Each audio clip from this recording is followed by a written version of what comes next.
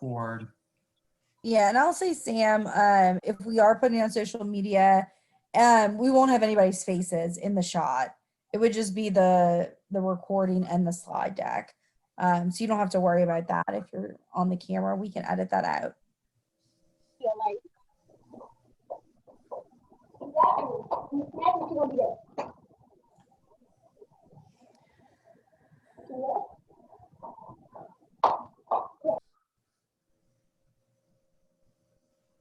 Are we ready to go? Yeah, Brittany, what do you think? Do you think we're okay to go now?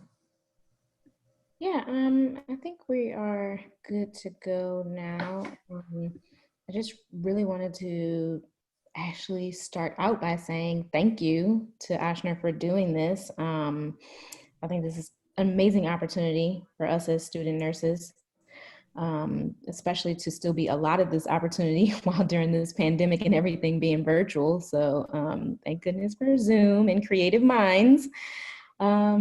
And thank you for everyone that is in attendance this evening.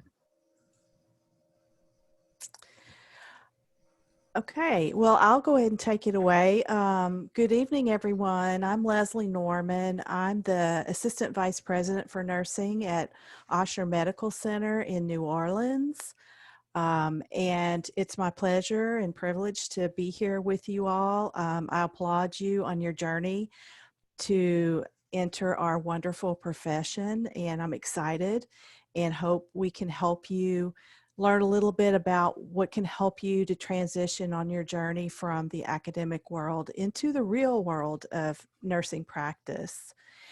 You know, we totally understand that through experience, and what the evidence shows is that transitioning from the world that you're in now, where it's very academic, very structured, into the real world, can be really difficult and present many challenges. So that's why Ochsner Health, our system, developed a very structured transition to practice program. And I'll kind of give you a little background first to kind of explain why this is really important. There's so many challenges today with the transition to practice. 4 major transitions and challenges that you'll see are, number one is our experience complexity gap. As the care and the acuity of our patients that we're seeing now is increasing, and it's continuing to increase, but our experience is starting to wane. Those with a lot of experience in our workforce are starting to retire or maybe do other things. So we have this big gap coming into play. So that's why it's vitally important that we help you as you transition so you can become quickly really good, solid nurses and have a great solid foundation. The second challenge is just the pure transitioning while you're on the front lines, and you have less time to actually do that transition now. In my day, they pretty much just threw me, 30 years ago, they threw me out on the front lines and said, okay, you've graduated, you've gotten your license, here you go. We definitely do not do that today, and we would never think of doing that. So we wanted to provide that structure and that support to help you every step of the way, because as in Challenge 4, and you'll see that you will go through a reality shock, this kind of honeymoon phase. When you get out, you'll start to kind of, your confidence may wane a little bit, and you may think, what am I doing here? This is not what they taught me in school. Things are totally different. To kind of getting out of that, what I call the valley of despair, into, okay, I've got this now. I get it now. Our job is to help you through those pain points. And I know I've talked to a lot of new grads, and they say, well, that's not going to happen to me. It will happen to you in some form or fashion. We just hope we can lessen the burden of that. And because we're so evidence-based in our system, and I know you've learned a lot about this in school, what we know is that a very firm, successful transition to practice program is very vital to provide that foundation for your transition. coupled with, on top of that, a structured and systematic local onboarding process. That is, whatever facility you choose, you need a very structured process. So when you're looking for the right family to join once you graduate or before you graduate, ask those questions. What kind of local onboarding program do you have, and what does it look like? On top of that, very, very important to have your nursing manager, your nursing director support and feedback and specific processes in place to help you, guide you through that, the first 6 months at least. And that all that helps us hopefully retain you for the long haul. And so that's kind of the pyramid that we have in place. So the new graduate transition to practice, some people call it a residency program. It's basically to support a seamless progression from the student world to professional. And so as you traverse your journey through being a student into being a professional nurse through the residency, and then from there we try to help launch you to advance your professional practice onto your journey to becoming that expert professional nurse. And so our program here at Ochsner Health actually has kind of a symbiotic program in place. Our system nursing professional development, we call it SNPD for short. They actually have set up programs where new grads go once a month. There's classes, there's virtual simulation. They do things like reflection, journaling, and it's a safe place for new grads in this cohort setting, if you will, to come together and look at what's going well, what are opportunities for improvement, so we can learn better how we can support the new grad on the front lines. Likewise, on the facility side, we have local processes in place to support what's going on at the system, such as structured monthly leader one-on-ones is what we call them, feedback sessions. We have specific patient assignment pathways in place where we in a structured manner, we take you through very carefully. We don't want to say, okay, in 8 weeks, you're going to have 5 patients in med-surg. It's at your pace, and we work with a preceptor. You're always assigned a preceptor.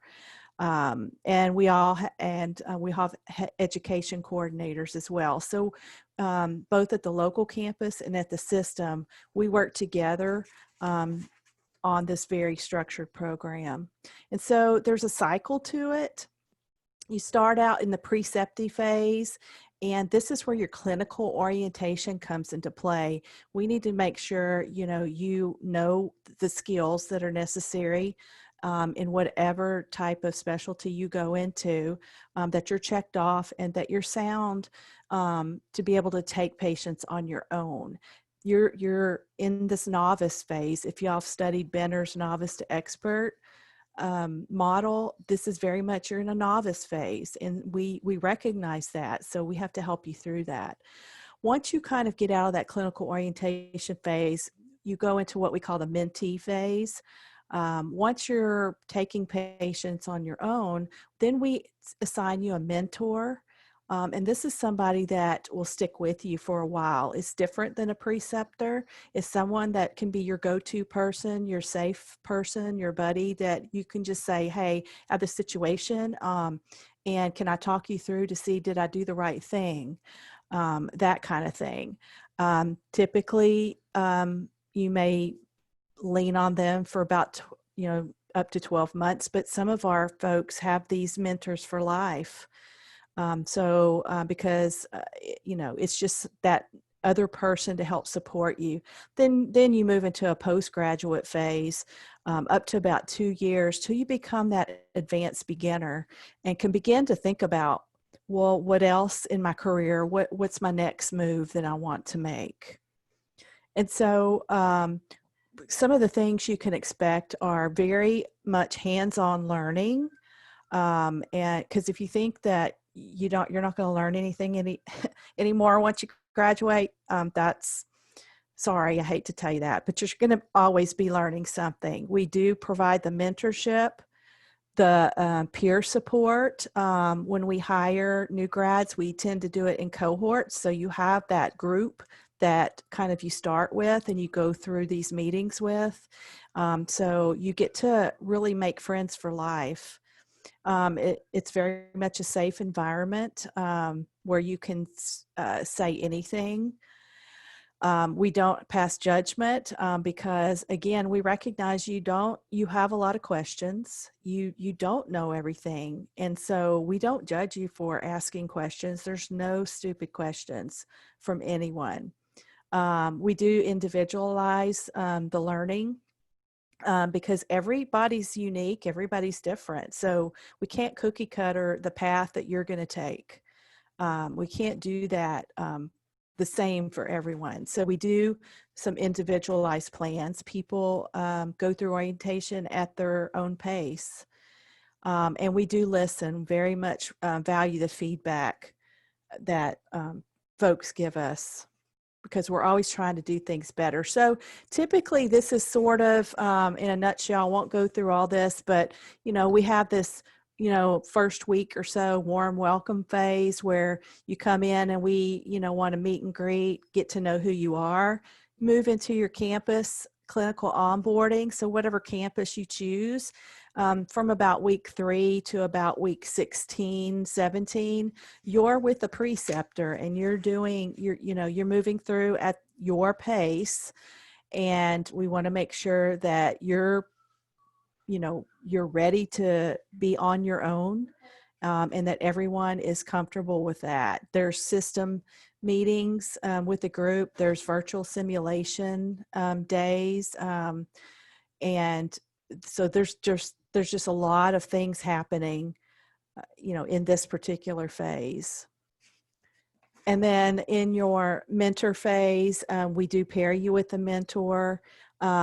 Your leaders will have monthly check-ins with you just to find out how things are going, kind of where are you at in your space, how can we help you move forward. And then in your postgraduate phase is kind of where we start talking about career planning and kind of what do you want to do in the next year or so. Because at Ochsner Health, we have a huge system across the state of Louisiana, and you could stay in the system for your whole career. So today, for example, if you go into med-surg for a year or two to get your foundation, but your ultimate goal is to be in critical care, we'll help you get there. We'll set that path for you. We want to know where you want to take your career, and we've got it all.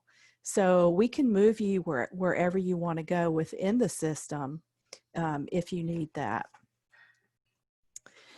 And so with that, we have different ways that, when you get to that point where you're searching for a job, when you graduate, we actually have, if you go to the ochsner.org/careers, there are applications out there called RN Transition to Practice. So if you're interested to work in working at Ochsner, and they have them for all the different campuses, so you can choose what campus you're interested in. You can choose multiple campuses. That would be if it says transition to practice, that would be what you would choose. So we know that you're a new grad and that's we want to make sure we get you into that program. And I think there were some questions that I was told about nurse techs or if you're not ready to graduate, but you're interested in kind of getting some experience in a hospital. Around November, Ochsner puts out applications or the word with each of the nursing schools about our nurse tech honors program. And so from the first week in June till the end of July, we have these students into our nurse tech honors program. So you come in, you kind of are paired with a department. You can go to multiple departments and kind of get a lot of a kind of a lay of the land of what goes on in a hospital if you're not familiar. Also, at any point in time, we will hire nursing students into our patient care tech PRN roles. If you want to work as needed, honestly, we don't expect you to want to do full-time, part-time, but a lot of people do nursing assistant type work in these roles, maybe work a shift on a weekend or something like that.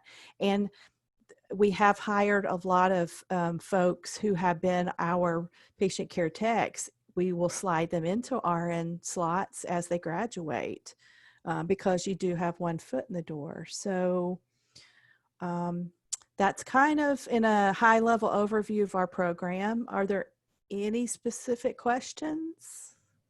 Leslie, let me just jump in real fast before questions and just highlight that text option. We made that specifically for LASN. And so if you want more information about anything that Leslie just said, and then specifically to the nurse tech program, if you're like, well, how can I get an alert in November on when it comes out to apply, or how can I get contacted about careers because I might be graduating in December? In order to get in contact with us, if you're not already in contact with us, just text LASN to 474747, and you can sign up with your information so that we can reach out to you. That's all I had, Leslie. Thank you. And Sam, are we able to, at our actual virtual convention tomorrow, can we let the participants know tomorrow about Ochsner, the program, and that if they have, questions and whatnot, that they can text LASN to that and get more information? Okay. Absolutely. Yeah, I'm checking whoever texts daily. We haven't had anyone text yet. Okay. And I say that though, if anyone wants to be reached out to tomorrow, or they want to sign in tomorrow, we're checking. We have a team of people checking who signs up on that text message. So definitely have them do that. I appreciate that, Brittany. Awesome. And I actually I'm going to go ahead and jump in with my question. I guess one of my questions is, as far as like specialty, so say, I graduate and I have an idea of what specialty I want to go into, and applying for the RN transition to practice program, do all of those that go into the program go into med-surg and then transition into a possible specialty, or do you apply for your specialty?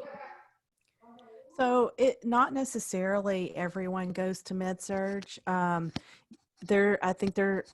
haven't looked at the actual application itself, but I think they have options of kind of your 3 top options of what you'd like to do. Obviously, we know a lot of people want to go to critical care, women's, and obviously not everyone can do that because we don't have enough people to actually, onboard that many, but we are taking all comers in all the different specialties. I will tell you that I will put a plug in for med-surg, only because those are my areas, especially at the medical center campus in New Orleans. We are a major academic medical center, and our med-surg is pretty much stepped down. We don't really have a general med-surg. It's all very high acuity. So you do get a really, really solid foundation. We're also working on programs. We haven't decided on what we're going to call it, but a fellowship or internship where you may start off in our high acuity med-surg type areas, and then knowing that in a couple years you'd like to be in a ICU, and so coming up with a pathway to do that. So like I said, you can, everyone wants different things, and we're willing to work with everyone. And if y'all don't mind me chiming in one last time, I think what also is important to know, some of these hospitals is primarily Ochsner Medical Center, which is, top tier academic research facility, also a regional referral center and facility for the entire Gulf South. Just in terms of acuity, where smaller hospitals may not be able to actually care for a particular patient just because that patient is just too sick to be cared for at that hospital. Ochsner is that hospital that takes those patients. And I say that in that way because the ICUs, for example, at the Ochsner Medical Center, which is where Leslie works, those ICUs are not going to be like your typical ICUs. They're going to be way more intense with way more critical patients, which basically is why the whole paradigm in terms of what we call our units basically shifts upwards to a more advanced level. So that's why when Leslie says we have high acuity med-surg unit and they operate more as step down, it's because that is actually the case. Those patients in that med-surg unit are not the med-surg patients that you are seeing during your clinicals, basically. Same goes with critical care, unless you're doing your clinicals at Ochsner Medical Center critical care, like the acuity level is just so next level. And so that's why, and I wanted to make that point.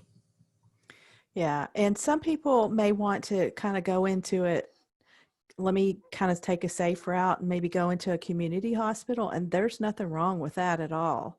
If you live close to one of the Ochners, I know, I think at the LSU Shreveport location, they have a pretty high acuity practice as well. But all of the facilities, have something wonderful to offer. So it's just really, what kind of pace that you want to set out getting out of the starting gate.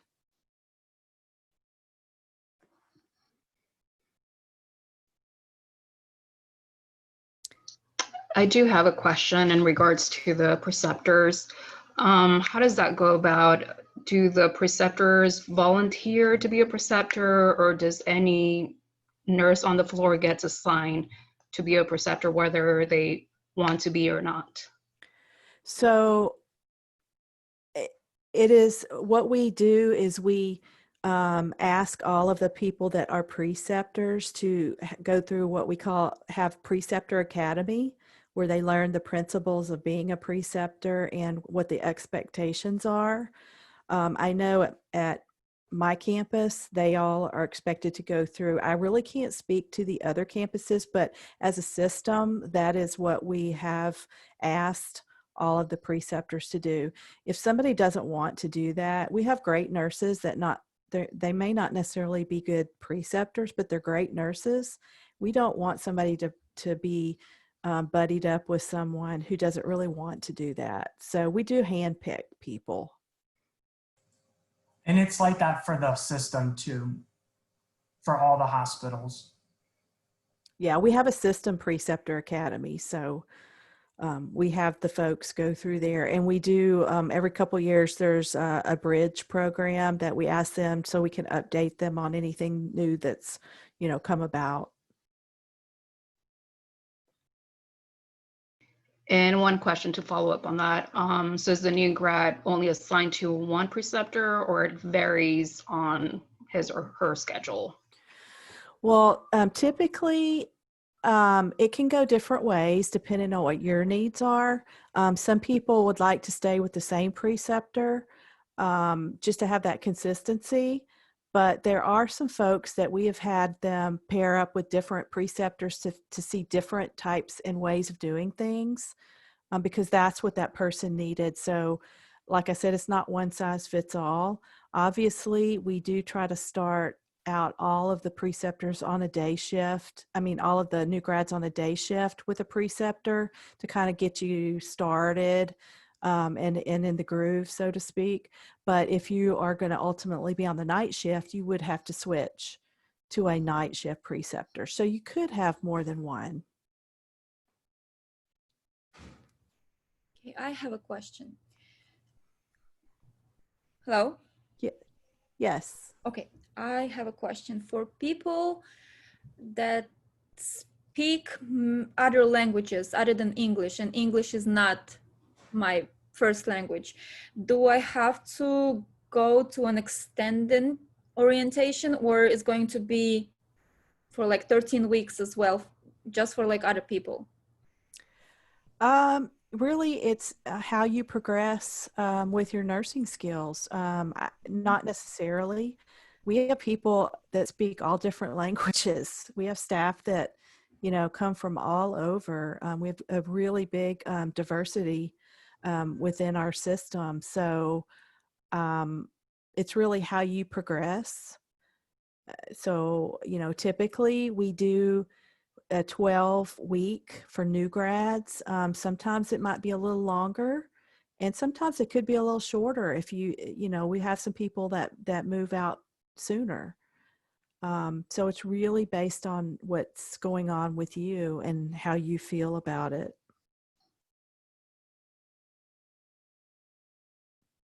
Thank you. You're welcome.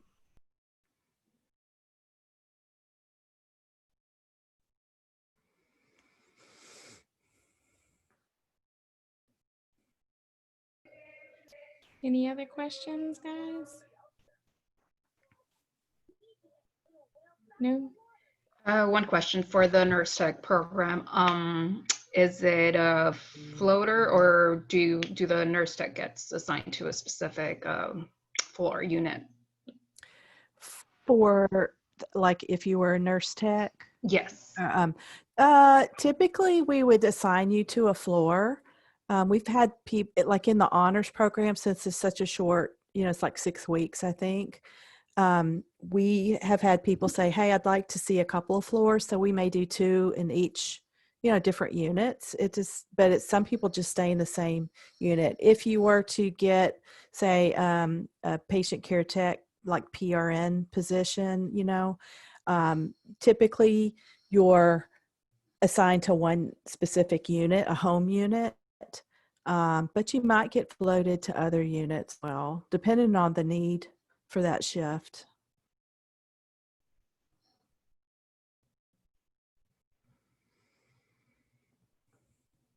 And I'll say I used to be involved with the recruitment process with the Nurse Tech Honors Program. And usually if you say in the interview process that you are interested in kind of floating eventually, it's better to say that up front during the interview process so that the hiring managers, unit directors, recruiters are aware, and they'll make sure that they place you in a spot or in a unit that would essentially allow for that type of movement.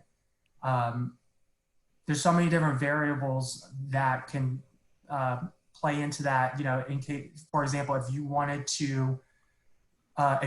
med surg but wanted women's services exposure eventually, it wouldn't make sense for us to put you at Ochsner Medical Center on Jeff Highway because OMC on Jeff Highway doesn't have women's there.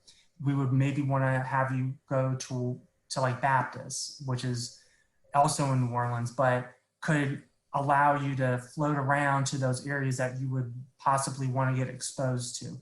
So hopefully that makes sense. Like making that transparent in the interview process is what you would want to do.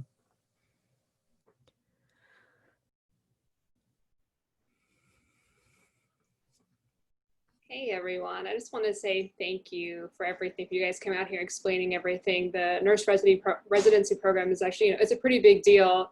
And as we get further along in our nursing school time, we realize how important everything that we've covered today, how important it is that we take things step by step. And it's nice knowing too that they had those mentorships available and that we can rely on those programs.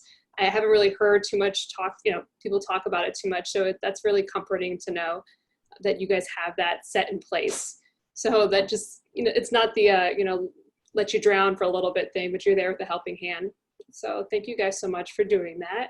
And also, does anyone have any questions? Because I'm gonna close this up for Brittany if no one else has any other questions today. Oh, good. Well, at least from our standpoint as the student nurses, again, thank you for coming and speaking with us. Do please reach out to the LASN, to the text to 474747. You never know who you're going to meet, what you might be interested in, and it's nice just to at least start making those connections, and you never know where you're going to be next semester or when it does time for you to graduate. At least if you said hi before, you can say, hi, I'm back. This is what I was interested in, and I'd like to be with Ochsner right now. How about you guys? Anything else? Any last words? No, thank you so much. And special thanks to Brittany for helping. She was very involved. Oh, Thank you, my Brittany. pleasure. It was my pleasure. Thank you. Yeah, and thank you very much. I appreciate the opportunity and hope I'll see some of you someday. If anybody has other questions later and you want to reach out to me, you can go through Sam and he can connect us, and I'm happy to talk to anybody because transition to practice is my passion. That's what I did my doctorate work on, and it's just something very important to me. Thank you, Leslie. Thank you. Thank you. I'm gonna close it out. Thanks for your time. Thank you. Bye-bye. Thank you.